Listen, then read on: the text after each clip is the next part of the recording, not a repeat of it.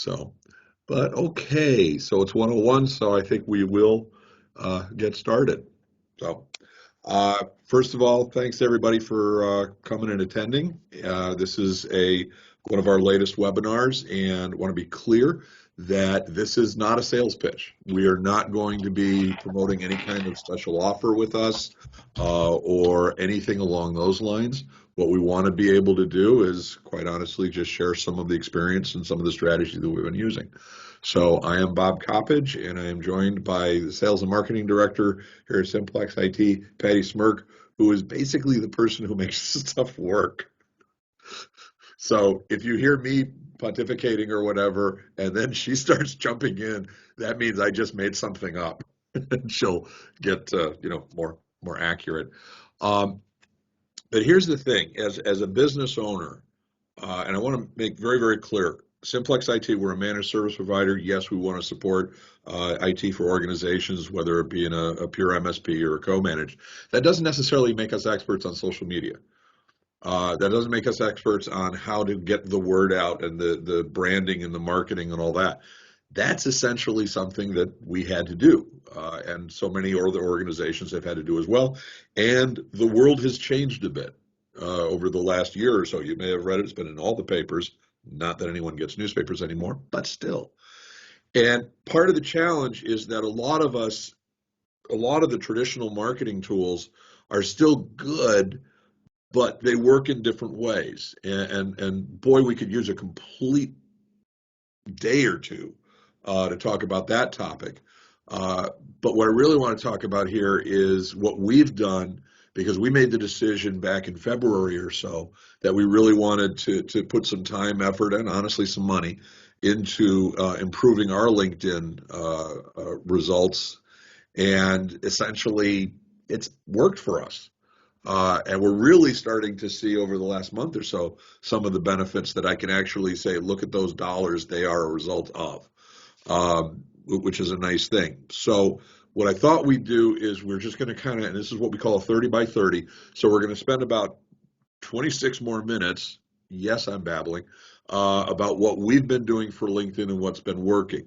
And then we're going to basically stop the center stage on us and open it up for open discussion.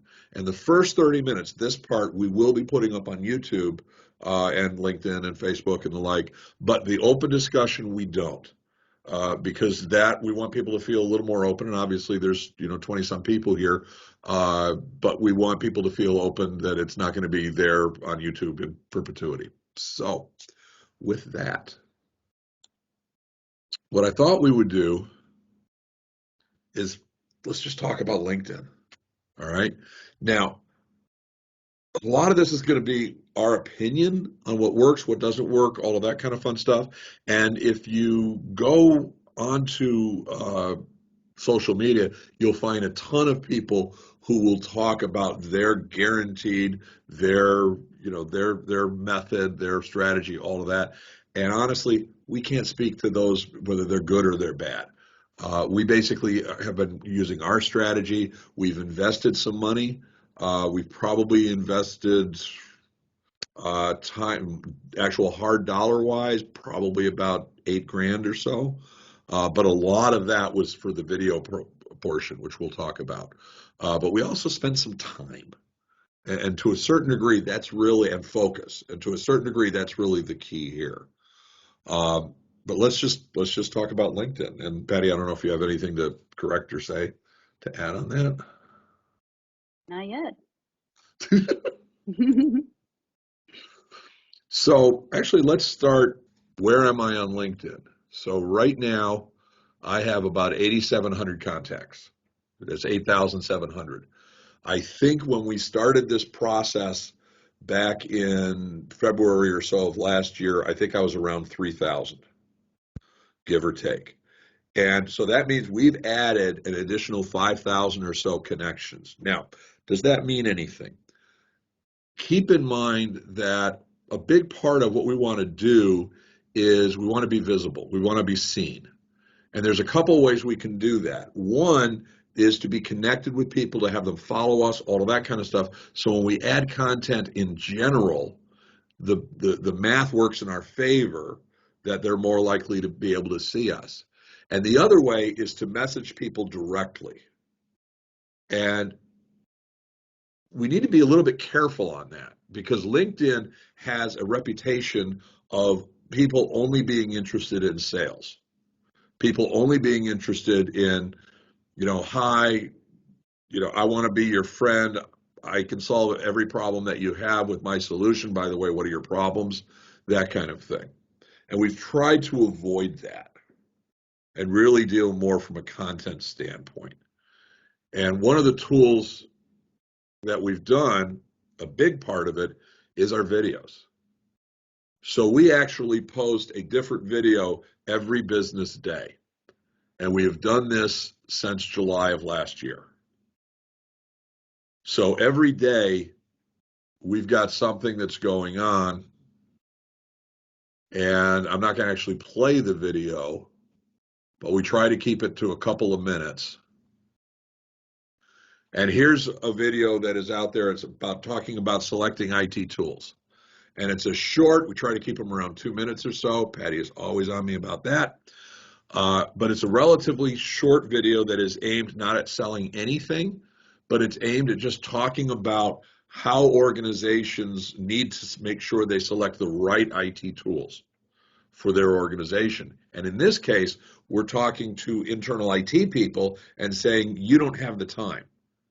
It's very hard to basically, when you're there to manage all IT and all that kind of fun stuff, it's hard to do that and go look at 10 different vendors for every need you have. Boy, we've done it. And right now we've got about 279 views on the video.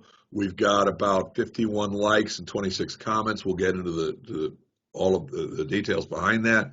And the comments were great messaging. Thanks for sharing the gems, blah, blah, blah. So this is engagement. This is essentially us putting something out there that is not a sales pitch. At the end of it, I offer to send a book. But this is basically us saying here's something that might make your day a little better. Whether it be from a development standpoint, from something dealing with whatever your organization's message is. And there's a woman by the name of, I kid you not, Shay Rowbottom. And we'll send an email with contact info for her and all that. She is a LinkedIn celebrity, and she had a boot camp that basically taught us how to do these videos.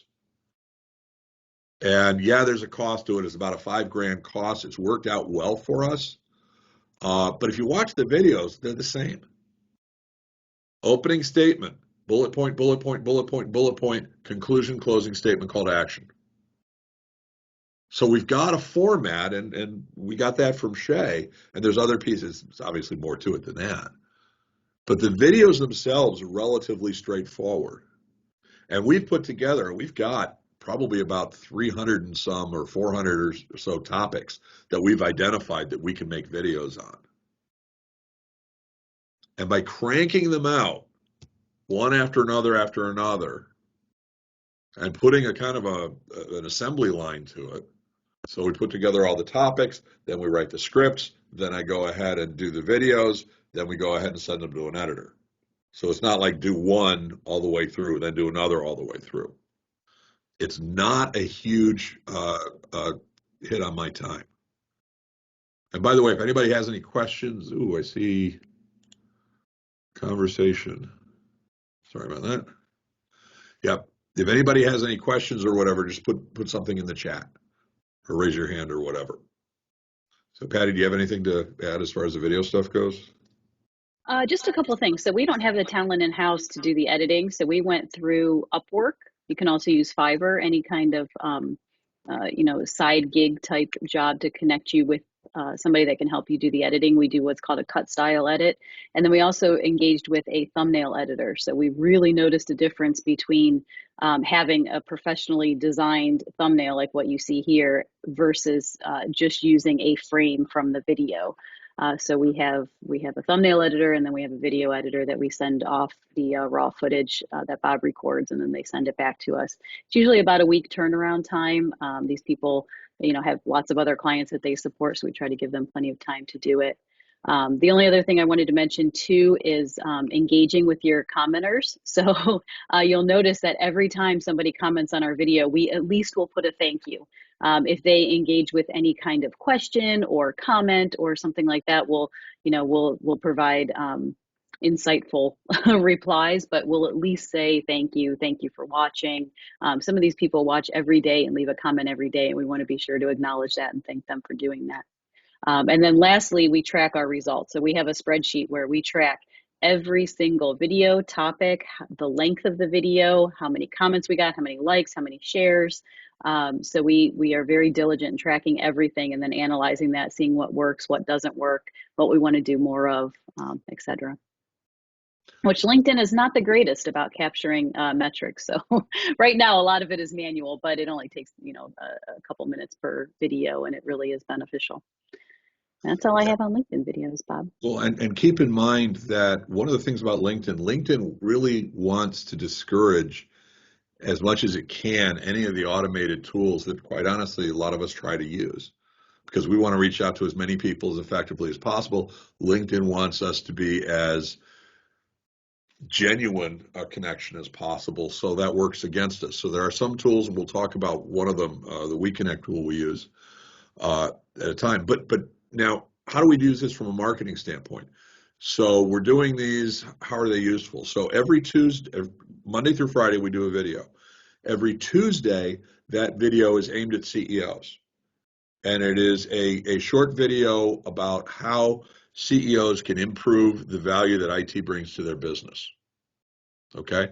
And then every Thursday, like this, we're aiming it at internal IT people about how they can protect their job from being taken over by managed service providers like us. So we call that MSP Proof Your Job. So Monday through Friday, there's a video. Tuesday is specific in one group. Thursday is specific in another group. But here's the other thing. We can take these videos, post them over to YouTube, and now we have literally a couple of hundred short videos that we can share when we're talking to potential clients. So they don't just go on LinkedIn and then are forgotten. So talking with a potential client who is interested in looking at co-managed IT as far as the way they, because the guy's having trouble dealing with management, dealing with CEOs. We've got a couple of videos that specifically talk about ways to improve the relationship with the CEO. So not only can I say, hey, gee whiz, here's some suggestions, here's some things, here's a link, here's a video we did on it recently. And after a period of time, you actually accumulate enough information so you really have a lot of flexibility and a lot of tools to be brought up. And to piggyback on what Patty is saying, as far as the editors go and the like, all you have to do is you have to have one. You have to have one video that you go and you say, yeah, I like how that video looks. And then when you look for an editor, you basically say, I want the videos to look like that one, and you send them the raw footage. And if you'll notice the videos are a lot of just bullet points, but what is called cut editing. And the cut editing means I can sit here with the script. I don't have to memorize the script. I can read the first line, look down, look up, read the second line, look down, look up, and the editor will basically do what's called cut editing between them. So it looks like it's purposefully looking like that snazzy cut between, but actually it's just making it so they don't see me reading the lines. So it's doable. And I want to make clear, a lot of people, I get why you might be feeling that, boy, that's tough doing the videos, that's tough being on camera, it's tough all that. Yeah, if you can do it with home videos too. I mean, there's a lot of editing software out there as well. Here's the thing. The whole game of we have to look perfect when we're on camera. Seriously, no. You have to look honest. You have to look authentic. You have to look like you're actually interested, and hopefully you are, in trying to share some of your experience and some of your knowledge, like we're doing right now. There is absolutely zero script here. All right? And I am absolutely not concerned about looking like an idiot because I'm very good at looking like an idiot. All right. So kind of get over that to a certain degree. And you also, with the small screens that you don't have to worry about having these fantastic backdrops, not to mention all of the tools that are there as well. And what we do is we basically have about our goal is to have 20 videos ready to be posted at any time. And then if something comes up, we just did one on the pipeline hacking incident. We just did one and I recorded it on Friday, and we posted it, I think, yesterday, if I remember correctly. So we can change our schedule in order to get stuff that's out there that's new. So in the industry, I'm getting a lot of recognition in terms of what we're doing because we're putting out so much. Dan, you've got a question about Bob profile versus the company page. Absolutely. Absolutely. LinkedIn is much more aimed at the individual than the company. So for the most part, when you look at what's the effectiveness, because I want to be visible, I want this to be seen by people when they go to LinkedIn, they see it on their page, all that kind of fun stuff. LinkedIn is much more oriented towards individual profile versus company profile. So, and do most of the Bob profile. How much do you do yourself versus delegating to others? Great question. Honestly, if you see a lot of actually, Patty, you want to handle that? Bob does nothing. We do everything else. There's some truth to that. Bob, so if somebody messages Bob with a personal question, hey, Bob, would love to chat with you for a few minutes. Bob's very good about, replying to that. Other than that, uh, typically somebody else, Bob has delegated, somebody else will post the video, will post the comments, do the replies, do the tracking of the metrics and so on. Same thing, we'll get into here in a few minutes some of the other components of LinkedIn that we use because it's not just videos. We do lots of other things. So we have people delegated to manage our group and other things as well. So yeah. Cool. So bottom line is that you've got people who are monitoring the posts, for example, and they will put in the thank you, great thought, the whatever. They're basically faking being Bob, and they're all getting counseling. But what they also will do is if there's a comment there, and we refer to it that deserves a Bob or a Bobism or whatever, they will then Teams message me and say, this one, you need to respond to this one. So that if it's just a thank you or whatever, someone else will do it. If it's something that I should, then they'll raise the flag to me and I'll take care of it. But that's a great question because you need to keep up on this.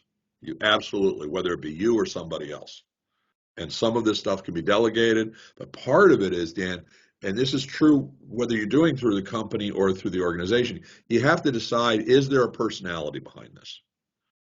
I joke a lot about the whole term I use, crotchety old geek, but there's some truth to that or validity in terms of the persona and how I answer questions and how I do stuff. So we need to make sure that whatever goes out has a little bit of that, but we also have to make sure it doesn't have too much. So there's the balance. So one of the questions that you guys need to have when you're talking about pushing out is what kind of personality is legitimate and appropriate. And quite honestly, I am a crotchety old geek, whether it's in person or online. But I need to make sure that that's maintained to a certain degree or level. Okay. Cool.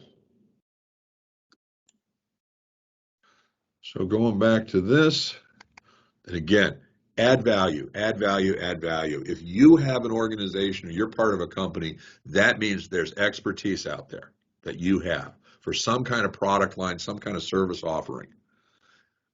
Don't look to hold that over everybody. Look to contribute. Just add some value to people's days. Okay. Connection requests. Patty, this one's entirely you. Yeah, so So like I said earlier, LinkedIn videos is just a small component of using LinkedIn. A lot of people say, are you on LinkedIn? And yeah, what are you using it for? So we've tried to, for lack of a better term, exploit all the different areas of LinkedIn that we can use. And one of the big things that we did, like Bob said earlier, was increase his connections. So there is a limit. I believe it used to be 150 per day. I don't remember what it used to be. I do know that it's 100 to now. So LinkedIn is limiting you to 100 per day of new connection requests that you can send out. And you can do these a couple different ways. One is by going and saying, hey, I see this profile. I want to connect with this person. Another way is by using the My Network screen. So if you go to My Network and you see everybody you're connected with, below that, you'll see, some suggestions. And there'll be suggestions of people in your area, suggestions of people that you have things in common with, same types of titles. Maybe you went to the same college, you're in the same group. So there's some common similarities there. And we go through those and we try to find, local CEOs or local IT professionals that have 20 some connections with Bob and see if they want to connect with us, because we think that that would be a good fit and a good start to the relationship. So we use both of those options, as well as, some LinkedIn mail as well. Cool. And Dan, I don't know, I've not heard that it's down to 20, but I do know that they change it. So LinkedIn, Facebook, Twitter, everybody changes these rules. And they do so frequently, and part of it is to keep people from gaming the system, or what they consider to be gaming the system. So pay attention. You'll see them come, and sometimes they'll change it and they'll make an announcement. Sometimes they'll just change it and you find out about it. So we want to talk about groups.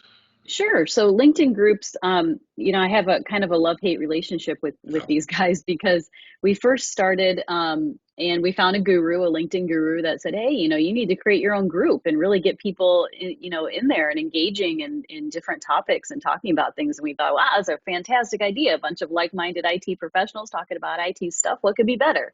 So we created the group and we invited the people and we tried to get the conversation going, and it was like crickets. There's just no interaction. So our group, I don't think, is incredibly successful, to be honest, but I have seen other groups that are. So we have a local Cleveland group that we're part of. We're part of a couple different industry specific groups that do have some more interaction. So I would say if you're finding a group that seems a little dull, just look around. There are other groups, and we do post Bob's videos to at least one other group each day. So we try to find something.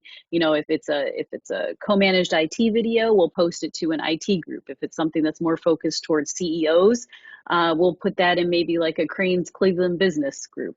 Yeah, just look around and find groups. Like I said, some are more active than others. Yeah. Don't look at ours though; it's not very active. And a lot of that is our fault, to be honest, because we tried to engage with people, tried to ask engaging questions, didn't get much of a response, and then, like with everything, it was overcome by events, and we don't spend a lot of time on that aspect of it. So, yeah, LinkedIn groups are very different from Facebook groups. Facebook groups seem to be much more dynamic. Well, there's still crickets in some of those groups as well, but you seem to be able to have much more conversation-oriented activity in Facebook groups than you can in LinkedIn groups. And LinkedIn has they actually took down groups as far as they lessened the functionality about 3 or 4 years ago. They sort of talked about bringing it back a little bit about a year or so ago, but I haven't seen anything to speak of. So yeah, your mileage may vary. I'd recommend, like Patty's saying, use groups that already exist that seem active, because it's a lot harder to create a group and build the activity based on our experience. So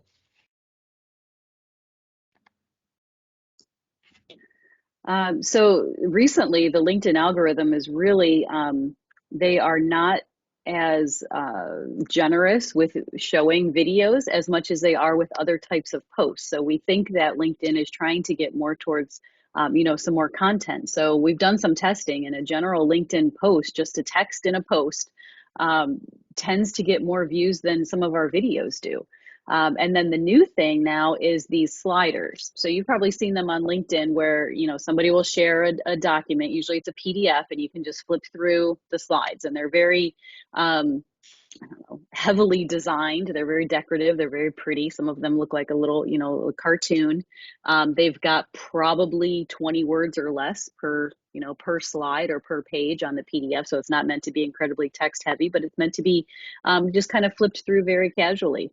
These have done really well for us in the past. We're sort of struggling right now, and I'm trying to decide whether, we keep posting our daily videos, and in addition, do some more sliders, or maybe not do a video 1 or 2 days a week and do a slider instead. So we're trying to figure that out, but we want to at least do something every day. Somebody once said when we were first dipping our toes in the LinkedIn world that you don't have to be good, but you have to be consistent. So we definitely want to be Yeah, consistent with what we're doing. absolutely. And I will say, to piggyback on what Patty was saying, LinkedIn will change the weight because all the posts, they can only show so many posts to a user when they go to LinkedIn. So what posts show up the highest? A lot of it has to do with what the type of media is. And for a while, videos were the hottest things around until a lot of people were posting videos. Then they came up to sliders, and now you're getting LinkedIn Live is one of the things which we can talk about, but also the polls, which I think we're going to talk about in a bit. So LinkedIn Live is now an ability that you basically, you've seen it on Facebook Live, where you essentially say, um, we're basically going to start posting a video right now. Let's start recording. Not everyone has that ability to do that yet. I think one of the things you have to do is you have to submit to LinkedIn that you want your account to be enabled for that. And you have to switch your account so that the default is that people will follow you as opposed that what they want to connect with you. But if you do that, then essentially you can, when you post on LinkedIn on the mobile app, you can actually say, I want to go on LinkedIn Live.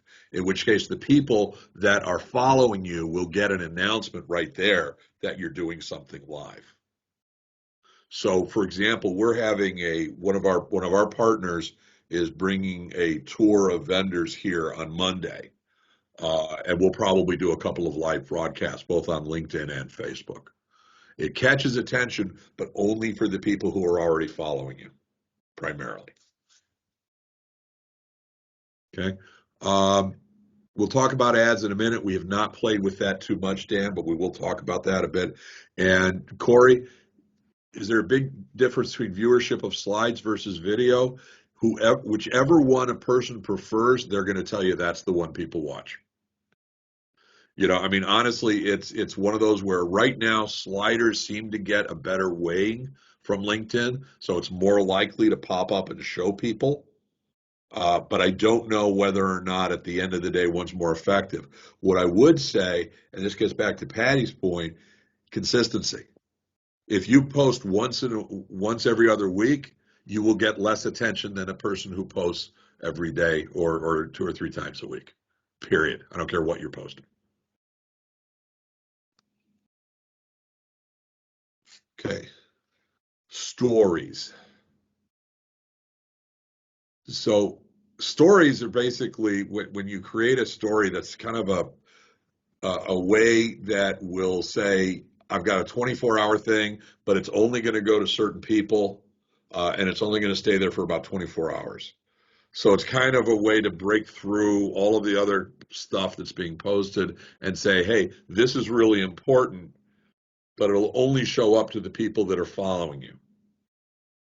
Okay, so if you basically are able to take a look from a business standpoint, because that's what we're talking about, from a business standpoint, if you've got an audience that you really want to engage with that are following you, stories will get you a better view from their perspective. They'll see more of you based on using stories. But if you're looking to build and to expand your audience, the stories aren't going to be as effective. Bob, just to jump in here too, I think LinkedIn stories are just a LinkedIn mobile feature. I could be wrong, Oh, but I've right. not seen that No, I on think you're the right. browser version. So if you're sitting in front of your computer browsing through LinkedIn, I don't believe you'll get the notification that there's a story, like you would if you were on your mobile device. Yep. No, I think you are correct. InMail message. You want to? Sure. So LinkedIn InMail, I mean, this is probably the start of what what started sales on LinkedIn. So I'm sure all of us could log into our LinkedIn messages right now and probably have, 100 different sales messages. Bob gets them all the time. And Bob, I know you have some really good examples of some really crappy ones and some really good ones. So yeah, I think it goes back to sort of the same bullet points as the video. Add value, try to build a relationship. Keep in mind that people don't check LinkedIn every day. Bob and I do, but that's because we're actively marketing on LinkedIn. Most of your users, your independent users, I think I read a statistic that said people spend 17 minutes a day, or was it a week? I don't remember. It wasn't a lot on LinkedIn. So you have got to grab their attention when they log on to check their messages.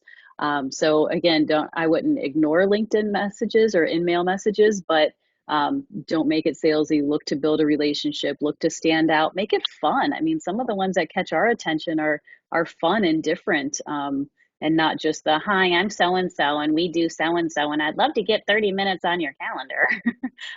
We see those just all the time. So one of the things that we did, and I'm pretty sure this will not work right now. But one of the things that we did for the conversations was to push out messages to people that essentially said, "We, I know everything's in a weird state right now. Just wanted to check. So, how are you dealing with the work from home? Is your organization supporting it?" No sales pitch, no introduction to sales pitch. No, I'm in the IT business, therefore just that. I had probably about 150 conversations going on with people over a span of about 6-8 weeks, and it was good. Now I had to answer every single freaking one of them myself because they were all answering, which was great, and there was some great value in that, and built some good connections and the like. But it was because I had an honestly interesting question that appealed to people at that point in time. Okay, and it wasn't political, it wasn't anything along those lines. As opposed to, you've all seen them, where essentially I am all about me, I'm all about my sales quota, and I only care whether you're going to add value to my bottom line. There are so many messages that come across that are just like that. And especially if they immediately say, "Can we talk Tuesday?" Yes, we could, except for no, because I don't want it. So absolutely, absolutely offer value. And as Patty said, you've got a lot of people who are not on LinkedIn or on LinkedIn once in a while. In a lot of cases, you can take a look at their profile and you can see whether they're active or not. So spend some time, practice this. That makes sense. And then polls. I don't care for them. I love them. You don't like Oh, them? God. Oh, they're so fun. So, People are getting so creative with the questions that they put out there. I have a blast answering them as you. okay, good to know. So here's the thing. It's a way to get people to interact. Now, in some cases, the poll will be such that there actually is business reason, business purpose, all that kind of fun stuff. In the most cases, it's just simply to engage, to get someone to react. Because quite honestly, if they react to that poll, the odds go higher that the next time you post an actual marketing piece or a video or whatever, they will see it because LinkedIn says, well, they like one thing this person said, they'll probably like the next one. So, but yeah, you make it fun or make it to the point, for lack of a better. All right. And for the love of Pete, don't make it political.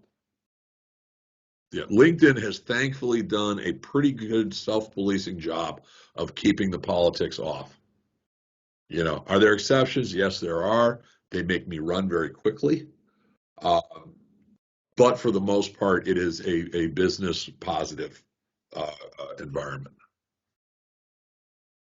So, couple on the don't forgets, and we're going to then wrap up. But remember, we're going to open this up. Yeah, it really does has to stay that way. So all of the basics, have a killer profile. Absolutely work on both your profile and to Dan's point, the business profile as well. There are purposes and points there, and I'll show a couple of quick things on that in a second. You got to show up and you got to return messages.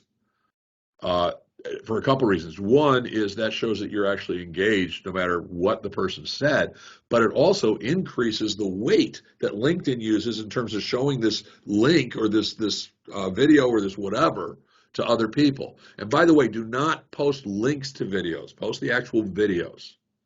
So content that is actually pushed that are just links to other sites like YouTube or whatever have a significantly lower probability of showing up in someone's messaging.